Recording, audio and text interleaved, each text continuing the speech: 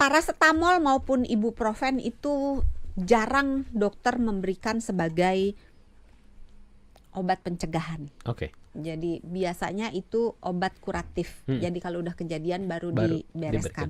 Kalau misalnya dia munculnya sebelum haid atau pas lagi menstruasi, biasanya pencegahannya itu lebih ke gaya hidupnya. Oke. Jadi mungkin olahraganya dibereskan gitu ya, terus tidurnya dibereskan. Jadi menjelang tanggal-tanggal seminggu sebelum haid jangan begadang gitu kan. Terus makannya jangan makanan-makanan yang olahan, yang tinggi garam, yang banyak kejunya, banyak coklatnya. Itu kadang-kadang membuat di dalam badan tuh terjadi reaksi-reaksi yang ujung-ujungnya akan memicu si migrain gitu.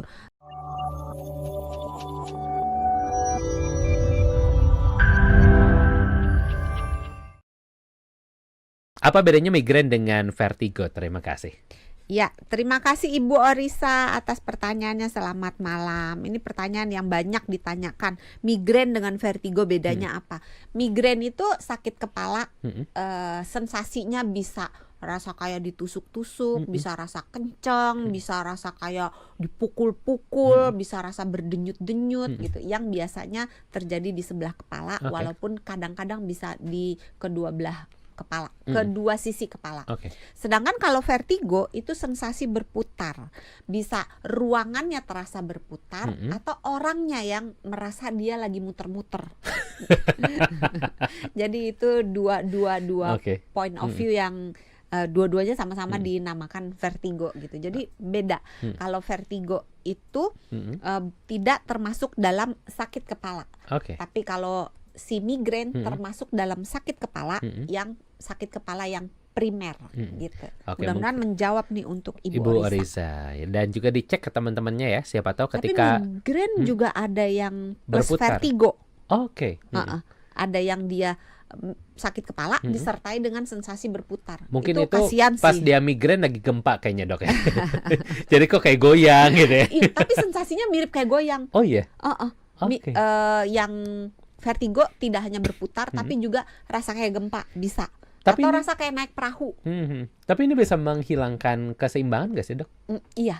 Oh bisa. Tiba-tiba karena memang jatuh vertigo gitu bisa. itu gangguan keseimbangan. Makanya dirujuknya ke dokter THT karena saraf keseimbangan kita letaknya di dalam telinga. Kalau nggak ada apa-apa biasa dirujuk ke dokter saraf. Oke, baik. Semoga menjawab. Ini untuk Ibu Orisa. Selamat malam juga untuk Ibu Luciana. Oke, ini pertanyaannya sama ternyata ya. Apa bedanya migrain dan vertigo? Tadi sudah dijawab. Gejalanya sama atau tidak juga tadi sudah dijawab ya. Lalu cara penanganannya seperti apa, Dok? Dan juga obatnya, migrain dan vertigo. Ini yang nanya Ibu Luciana. Penanganannya dan pencegahan. Obatnya, contoh obatnya untuk Terima kasih Ibu Luciana atas pertanyaannya. Sebagian sudah ditanyakan oleh Ibu Orisa dan sudah dijawab. Terus untuk terapinya, untuk penanganannya tadi itu ya, disimpan di dalam ruangan yang semuanya serba pas. Jadi tidak terlalu terang, tidak terlalu berisik, tidak terlalu harum atau tidak terlalu bau gitu. Jadi semuanya itu harus pas-pas, cenderung gelap, cenderung sepi gitu. Terus boleh dikompres di area dahi, di daerah area pelipis, boleh juga di pokoknya area kepala dan tengkuk boleh dikompres. Terus boleh juga dipijat ringan. Terus minum obat-obatan pereda sakit kepala. Misalnya paracetamol, ibuprofen, mau ditambah dengan vitamin B, mau ditambah dengan magnesium, boleh, walaupun secara evidence base-nya masih sebagian membantu, sebagian tidak. Gitu. Plus obat-obat yang dirasakan gejalanya, karena kan nggak setiap orang gitu. Jadi misalnya ada yang dia ngerasa mual muntah, ya monggo minum obat domperidon misalnya atau metoclopramid untuk meredakan mualnya gitu. Jadi tergantung dia sensasinya apa plus pereda sakit kepala. Terus obat-obatnya itu tadi, kalau misalnya untuk sakit kepalanya kita bisa pakai ergotamin yang trendingnya mereknya macam-macam sih, ada Cavergot, ada merek apapun isinya biasanya ergotamin dan kafein. Kalau misalnya nggak mau, boleh dicoba paracetamol plus minum kopi dikit, tapi dikit ya. Dan kopi hitam ya. Iya, dan kopi jangan hitam, kopi jangan susu. Pakai karamel, iya. pakai ini jadi. Atau cari obat-obat sakit kepala yang ada kafeinnya. Karena beberapa jenis obat sakit kepala itu di dalam kita baca aja isinya, di atasnya paracetamol ada apa-apa. Kalau ada kafeinnya sedikit itu boleh dipakai untuk meredakan sakit kepala. Oke, jadi catatannya tadi kopinya kopi hitam ya, sahabat Sonora ya. Emang ada kopi putih? Ada. Kalau tambah susu, white coffee. White coffee juga hitam sebenarnya ya. Tapi kalau tambah susu kan jadi agak putih, agak kenapa putih. Namanya white coffee? Nanti besok kita tanya ke pabrik ya. Kan kopinya hitam gitu. Kenapa namanya white? Nanti kita bahas lain waktu ya dok ya untuk itu ya. Tapi yang pasti kopinya kopi hitam sahabat Sonora sedikit aja. Sedikit, jangan seember. Oke, dan kalau jangan malah tambah parah. Dan jangan ada pendampingnya ya. Jangan tambah donat, tambah croissant gitu ya. Kalau pendampingnya yang ngurusin sih nggak apa-apa ya. Mijit-mijit. Asal gitu, jangan makanan pendamping ya. Iya. Oke, baik. Semoga menjawab ini untuk Ibu Luciana. Ada satu pertanyaan terakhir juga dok. Ini dari Ana. Menanyakan, wah ini cukup panjang ya.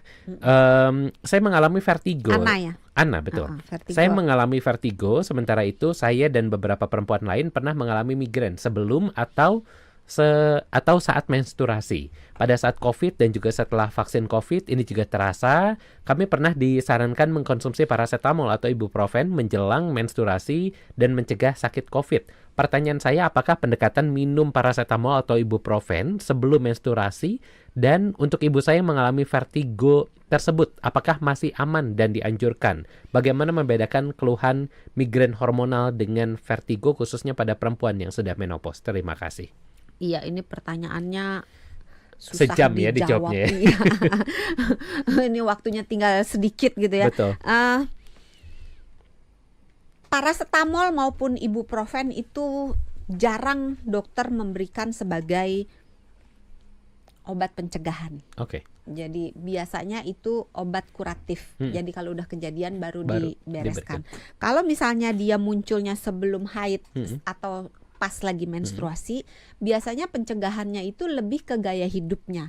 Jadi mungkin olahraganya dibereskan gitu ya, terus tidurnya dibereskan. Jadi menjelang tanggal-tanggal seminggu sebelum haid jangan begadang gitu kan. Terus makannya jangan makanan-makanan yang olahan, yang tinggi garam, yang banyak kejunya, banyak coklatnya, itu kadang-kadang membuat di dalam badan tuh terjadi reaksi-reaksi yang ujung-ujungnya akan memicu si migrain gitu. Terus untuk apalagi sih tadi namanya? Karena nyatetnya nggak lengkap gitu kan ya. Untuk bedain vertigo dan migrain kan migrain udah. Hormonal dengan vertigo tadi sudah migrain ya? Hormonal dengan vertigo. Nah, memang agak susah ya karena pada perempuan-perempuan yang memasuki menopause itu termasuk yang dia mengalami gangguan estrogen gitu. Jadi memang bisa memicu migrain. Terus bedainnya gimana? Biasanya dicek hormonnya, apakah ketika dia sedang migrain itu memang terjadi lonjakan hormon atau tidak. Tapi seandainya mau membuat dia menjadi lebih baik, karena biasanya kalau orang yang masuk menopause atau menopause itu estrogennya ngedrop. Nah, kita bisa bantu dengan makan makanan yang mengandung estrogen yang namanya fitoestrogen. Fitoestrogen itu ada di kacang-kacangan, tahu, tempe gitu. Banyak sih, tinggal di search aja fitoestrogen. Nah, itu bisa menggantikan si estrogennya ini, jadi bisa membantu mencegah serangannya. Tapi kalau minum paracetamol sebelumnya saya agak gimana gitu. Pesimis karena ingat lagi, terlalu banyak minum obat bisa memicu serangan migrain. Jadi nantinya anak sama telur sama ayam mana duluan gitu. Jadi sebaiknya tidak, tapi menjalankan gaya hidup sehat. Terus jangan stres, jangan capek, jangan dehidrasi. Itu yang penting ya.